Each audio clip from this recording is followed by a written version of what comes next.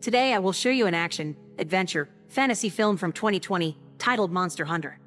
Spoilers ahead. It is said that there are new worlds out there, hidden from the perception of our senses. In this particular new world, humans coexist with a wide variety of large and savage monsters. There's also a mystical tower in the middle of the desert that is always surrounded by black clouds and lightning, and that's where a sand ship led by the Admiral is currently sailing to. Their trip is suddenly interrupted, however, when they're attacked by a monster that lives in the dunes called Diablos. It tries to knock over the ship by pushing it with its giant body, so the Admiral rushes to the wheel and tries to steer the vessel out of the monster's way. The escape is successful, but sadly, when trying to rescue Handler from falling off the ship, the hunter falls instead and is left behind in the desert.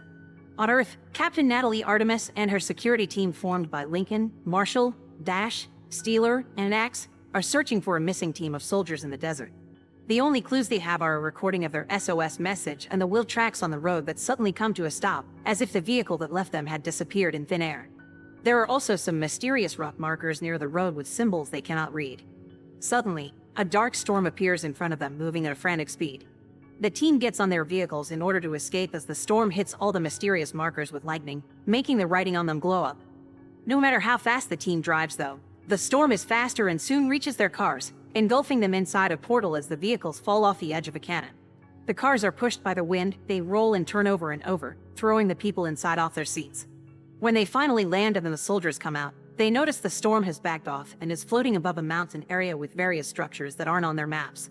This desert they find themselves in is full of sand dunes as well, which should be impossible because the nearest dunes should be 20 clicks away. All their electronics are fried, and not even their compass is working, so they decide to try to return back to base by navigating using the sun. Axe tells them to wait, however, when he finds something, it's the cars used by the lost team. There are bodies next to them, burned to such an extreme that couldn't be accomplished by a flamethrower. There are other things around, glass shards, which indicate something exceedingly hot having melted the sand, and empty bullets, which means the dead soldiers defended themselves from something. Yet whatever it was, it hasn't left marks on the sand. Getting worried about whatever it is that caused this, the team gets back on their cars and leaves the area, unaware that Hunter is watching them through his spyglass. But they stop again when they find one more mind-blowing thing, a giant animal skeleton, bigger even than a dinosaur. Taking advantage of their stop, Hunter shoots an arrow at them, and the soldiers respond by opening fire until Artemis grabs the arrow and asks them to stop. It only has chalk on it, a warning signal. At that moment, Diablo surges from the sand and begins chasing the squad as they try to escape on their cars. No matter what they shoot at it, it is impervious to all of it, and eventually it comes close enough to hit one of the cars and knock it over a couple of times, killing Axe. Steeler manages to run away before the car gets crushed and jumps on the jeep with the others, but they don't manage to get too far before Diablos knocks over this car as well and impales Steeler with his tusk. Right before dying, he throws a couple of grenades at the monster, which don't hurt him but offer an opening for his team to hide among the rocky formations. As Hunter shoots a smoke arrow at Diablos to slow it down, the squad enters a cave with an entrance too small for the monster to follow them, so it gives up for now and leaves. Dash starts to panic about their situation, but Artemis, as a leader, gives out orders and tells them they'll be good soldiers and survive as such. Her words are interrupted, however, when she's suddenly taken by a spider-like monster called Nerskyla, which stings her and injects her some paralyzing venom before dropping her and running away when the soldiers start shooting at it. Marshall and Lincoln try to give Artemis CPR to no avail, and Dash begs them to get going, because more Nersillas are coming out now that night has fallen. Assuming Artemis is dead, Lincoln, Marshall, and Dash leave the cave as they continue to fire at the monster with the help of Hunter, who is shooting explosive arrows from atop a cliff and must run away when a Nerskyla comes after him. Dash trips and falls, delaying her group's escape. This gives one of the monsters the opportunity to attack from above and capture Marshall. While Hunter hides in his secret cave lair, Artemis wakes up, feeling rather dizzy. She can hear her teammates' screams coming from outside, but she soon is knocked out again when a Nerskyla finds her. The next time she wakes up, Artemis is inside a cocoon in the Nersilla's nest, which luckily is thin enough for her to tear off with her bare hands. Once free, she notices she is surrounded by bones and more cocoons holding the bodies of Dash and Marshall. Fighting off the dizziness and the pain, Artemis picks up her teammate's fallen pouch and retrieves 2 flares, an oxygen can, and a bunch of bullets. Using one of the flares as both defense and light, she walks down some kind of hallway made of spider web and is suddenly startled by Lincoln, who can't feel his arm and is suffering from chest pain. Unaware that the monsters are following them, Artemis helps Lincoln walk towards an exit when her flare goes off. In the time it takes her to turn on the other one, a Nerskyla appears in front of them, which Artemis keeps at bay with her new flare. Things get complicated though, when Lincoln feels more pain on his body and tears off his shirt only to find out there are hatching eggs on his wound. The nurse Skyla grabs him and takes him away, and when it tries to do the same with Artemis, she lights it on fire by combining the flare with the oxygen can, causing the whole nest to burn. Artemis starts climbing towards the exit and she almost makes it when a nurse Skyla grabs her leg and drags her back in, so she frees herself by throwing the bullets she salvaged into the fire, making them explode. When she finally comes out of the cave, it's morning, and the sunlight prevents the Nursillas from following her. After having a freak out about the crawling sensations on her body, she cuts open a bullet she finds on the ground and pours the gunpowder on the wound on her ankle. Then she hits two rocks together to create a spark and ignite the powder, effectively cauterizing the wound. Afterward, she goes up the hill to get a better understanding of the area, but she only sees desert all around her and the storm that brought her here far on the horizon. That could be her key to returning home, but there's something she needs to test first. She throws a rock and throws it in the sand, causing Diablos to come out with a furious roar and leave quickly when he doesn't see her.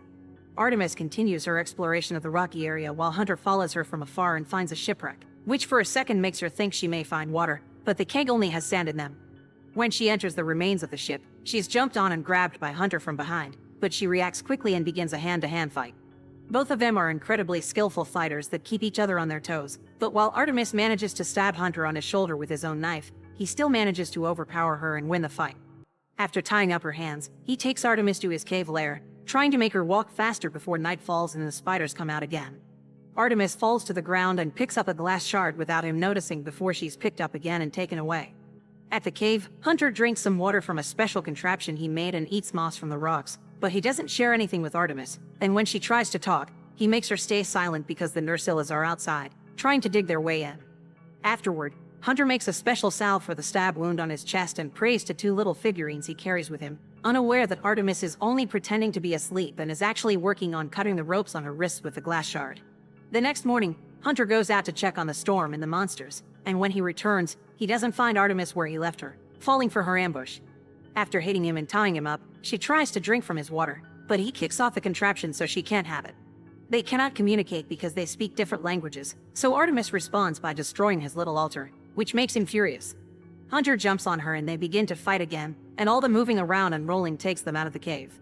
Since they can't control the rolling, Hunter falls into a hole that takes him to the Nursillas' nest, but Artemis catches him just in time and drags him back up before cutting the ropes that tie him off.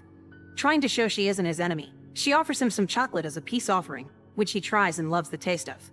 In return, he lends her his water skin, which she drinks from before following him to the edge of the hill area. There, they manage to communicate a little. They both want to go back into the storm, but Diablos is in the way. Artemis thinks they should go back to her military cars and retrieve their weapons, but Hunter disagrees. Guns are useless against monsters. Instead, he takes her to the entrance of the Nursilla's nest to explain his idea. If they can kill a spider and take its poison, they can use it to defeat Diablos.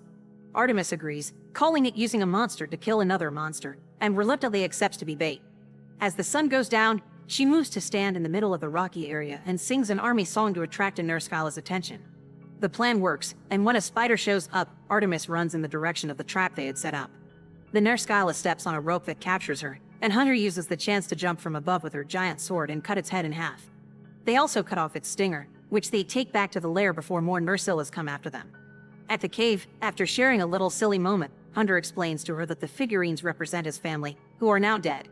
The next day, they start getting their plan ready. The insides of the Nurse Skyla stinger are wrapped around an arrow. They build a trap at the shipwreck, and Artemis is given armor and weapons to train with. One is similar to a grappling hook, the other one is a set of dual blades that can be lighted on fire when pressed together. When the time comes to execute the plan, it goes quite well at first.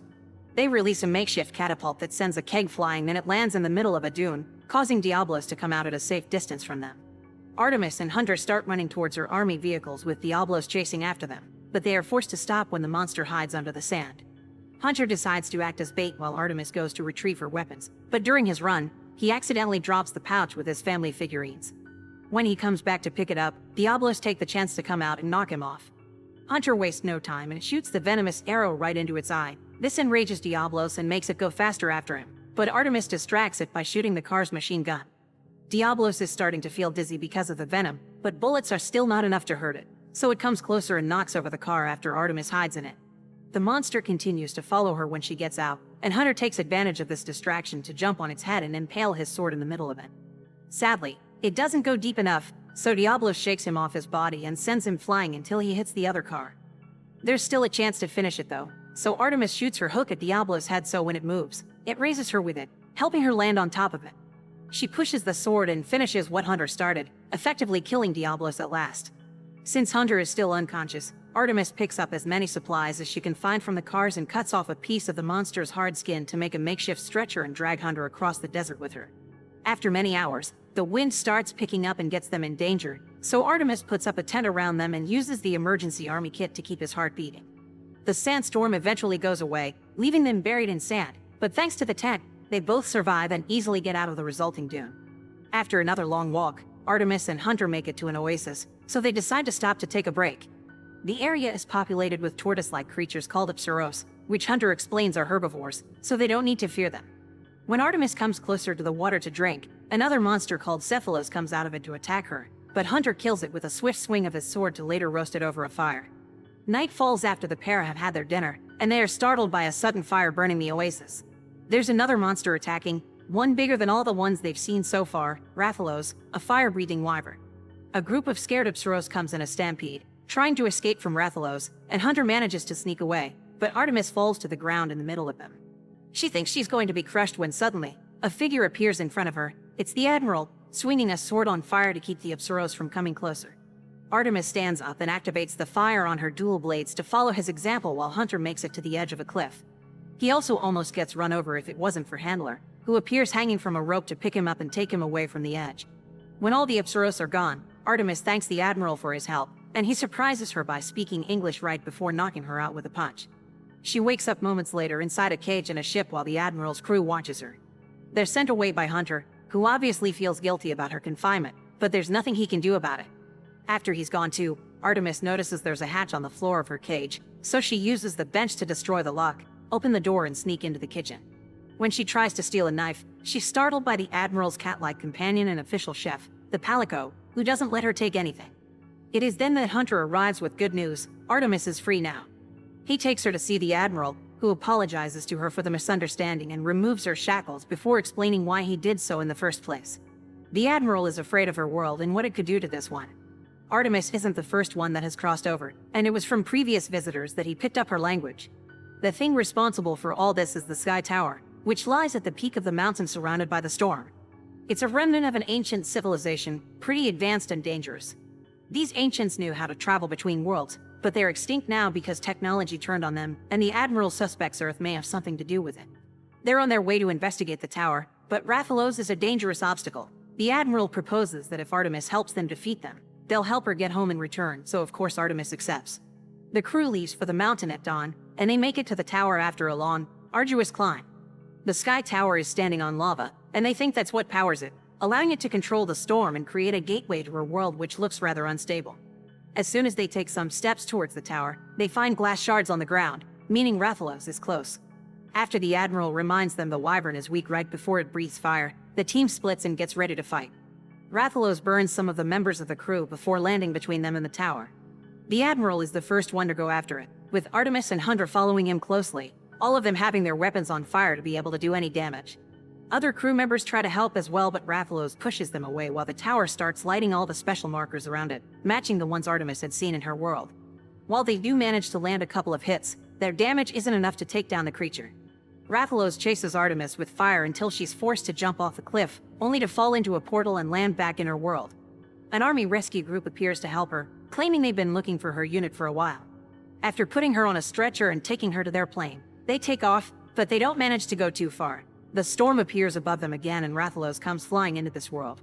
The monster destroys the plane and makes it crash before going after the other vehicles. Not being bothered by the shower of bullets, the soldiers are shooting at it and killing them all by breathing fire on them or even eating them. Artemis, who's managed to survive the crash, sees all this and comes up with a plan. After grabbing 2 flares from the wrecked plane, she runs towards Rathalos and shoots her hook at its wing, stabbing it with his knife when she is dragged closer. This enrages the beast, which is about to breathe fire on her for what she did.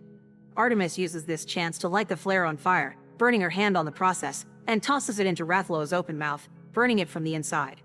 Sadly, this is still not enough damage to kill the monster.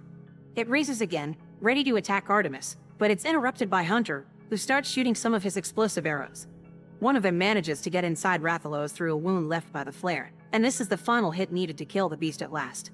The Admiral arrives after that, telling her they came because they couldn't let the monsters destroy her world. The Sky Tower has opened another portal, and there is a creature called Gormagala on top of it. So Artemis decides to go back to the other world with them to destroy the tower and end this cycle once and for all. She, Hunter, and the Admiral go after the new monster, pushing it back into its world as the Chef Palico joins the fight. Unknown to them, a mysterious cloaked figure observes the battle from the top of the tower. Make sure to subscribe and turn on notifications so you can watch more videos like this. Thanks for watching.